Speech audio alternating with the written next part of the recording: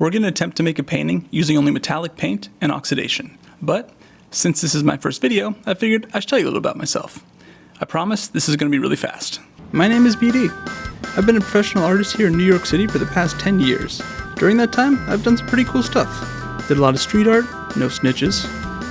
Painted a mural for MTV, made a painting for Halsey, had my work in the game Need for Speed Heat, had a couple solo shows,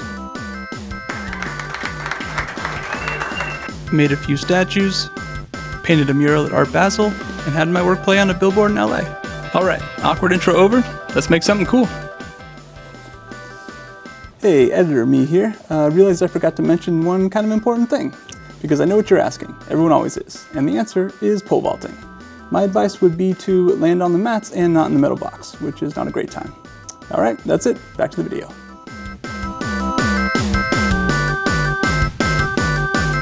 When I first moved here, I did a lot of street art, which was mostly single layer stencils and spray paint. Also, I might not have done any of that, so plausible deniability. And when I did studio paintings, I would use this really cool metallic paint that would oxidize for the backgrounds. And now I want to see if I can combine those two ideas. I want to see if I can make a single layer stencil painting, but instead of using spray paint, I want to see if I can do it with oxidation. I have no idea if this is going to work, but if it does, I think it's going to be really cool. So, that being said, here's the plan. We got to make 3 designs. We got to prime and paint the panels. We got to cut out, then transfer the stencil. We got to paint over that stencil, make sure it's nice and sealed in. And then we got to spray the acidic solution. And then finally, we get to remove the stencil and see how it all turned out. Now, I've already made the design, so we can go ahead and cross that one off the list. First thing we're going to do is test this out. I've got a few different kinds of paints here that we can try. I've got copper, which will oxidize with this solution and this solution, neither green or blue. I've got iron paint, and that will oxidize with this guy and become rusty. My mouth is dry again. We got 3 panels we need to prime and paint, all different sizes. First one, 6x8, we're going to start small. I'm going to test copper with this. We're going to move up a little bit to 8x10. We're going to test the iron paint with this. And then once we've figured out all the little kinks, we will move on to the final piece, 18x24. All right. Time to... I do want to make sure this wood is fully sealed. Big guy. I'm just going to use the same brush. Honestly, I can never really be bothered to go switch out to like a larger brush when it comes to doing something like this, because this wood was stained from a previous project from a long time ago, and I don't remember at all what it was that I was planning on doing with it. No clue. It's the next day. All of the panels that we primed yesterday are dry, so I'm going to put away this large one because we're going to decide later if this is going to be either copper or iron. Ooh, look how coppery that is. That camera's not recording yet. Shit. Now it is. So pretty. I constantly forget to have cameras recording or have microphones plugged in. Where's the brush here? You know. I'll get better at this. Fumey. Let's kind of keep that off to the side.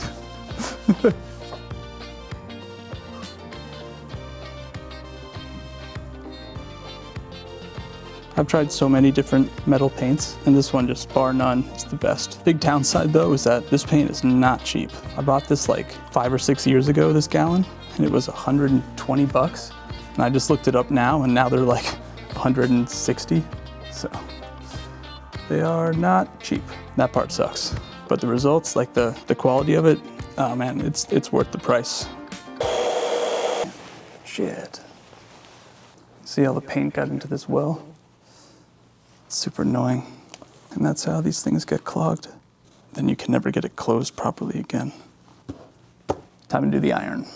It's crazy how heavy this is.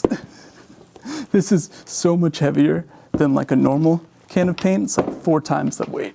Fuck.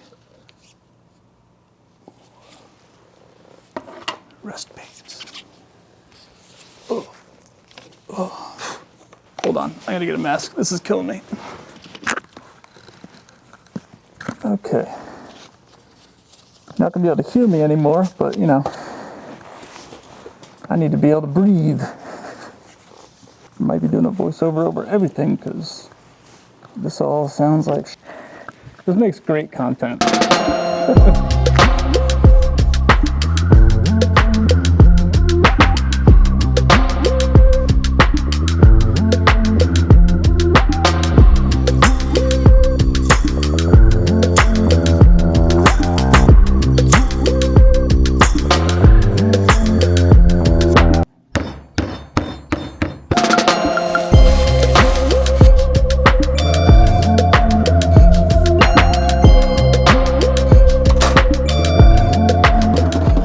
Settings are all wrong. Might as well let it cut the whole way, and we'll see how bad it is. But yeah, the settings are wrong. It's already lifting up pieces of vinyl, and it's not supposed to do that. I think I've got the pressure too high, so I'll have to adjust that.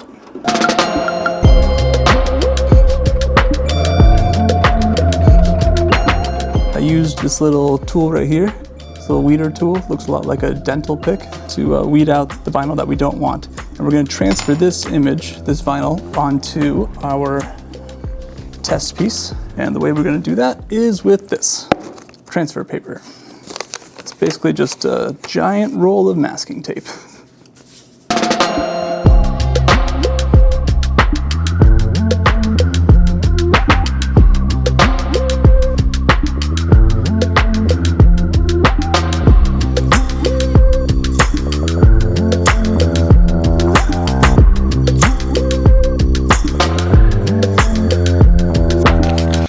Line it up.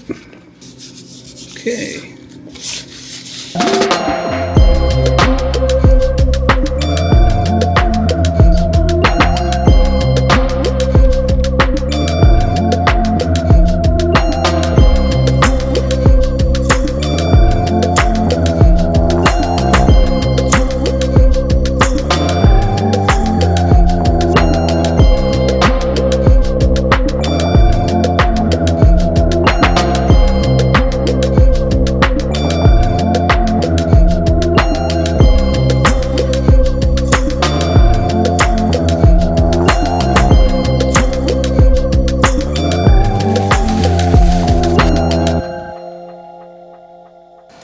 Okay, let's do some coats. Probably have to do a couple coats on here just to make sure it's sealed in there really well. Because if it's not sealed in, when we spray the solution, it'll just leak all underneath the stencil and that'll just become a mess. I don't know if you can hear me right now. The exhaust fans are on, plus I'm wearing a mask. So probably not, but if you can, I'm just gonna wait for this to dry. And I'll do a second coat. And then possibly a third coat, we'll see, hopefully not. And then we're going to do the final coat of copper. And we're going to prop these guys vertical. And we're going to spray the patina and watch the magic happen. It's going to be cool. I'm excited. I think it is safe to say that this iron one is nice and sealed. Seeing as how I can't even see the stencil anymore. I don't think we need to do a third coat. I think that it'll be good. Finally time for the super fun part.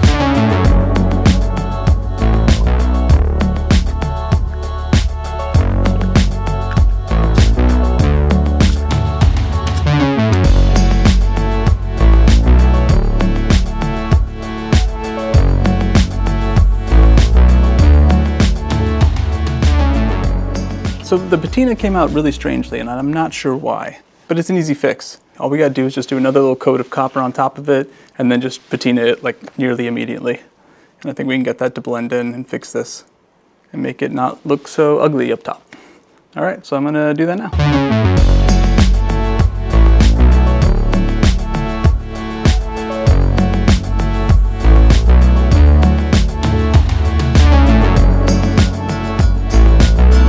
Oh God, I might throw up. That was a bad idea. It's the next day. I let these two pieces sit overnight, try to get as much patina as possible. So now we get to remove the stencil and see how these came out. I'm a little worried about the iron one though, because when I was spraying it, it was really the solution was really seeping into the paint, which makes me worried that it might have bled underneath the stencil. But only one way to find out, so let's remove the stencil. I'm gonna start with the copper one first.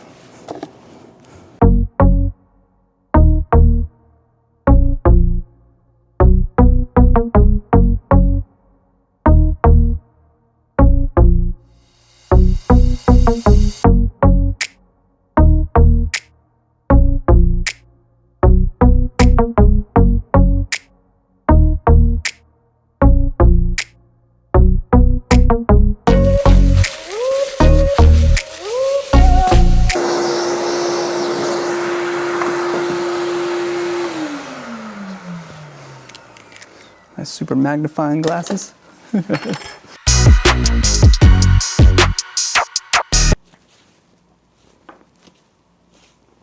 effect is kind of lost because the gray does not look dark enough for this to really have been cool. The rust is super awesome looking. So I'm definitely going to do a rust painting at some point later because I got an idea on how to use that. So here are the two finished pieces. I was really hoping the iron and the rust was going to be a bigger contrast, so that's a little disappointing, but it's okay. It still looks pretty cool, and I really like how the rust looks, so that gives me an idea for a future project. Yeah, I like how the copper and the patina came out. I like all the variations of the patina. So out of these, deciding between which one I want to do for the big 18x24 piece, I think I'm going to choose copper and patina, just because of the contrast issue, and it's going to be another single layer. So copper and patina it is. And we just got to do everything we did all over again, but with this guy. So I say we do a montage.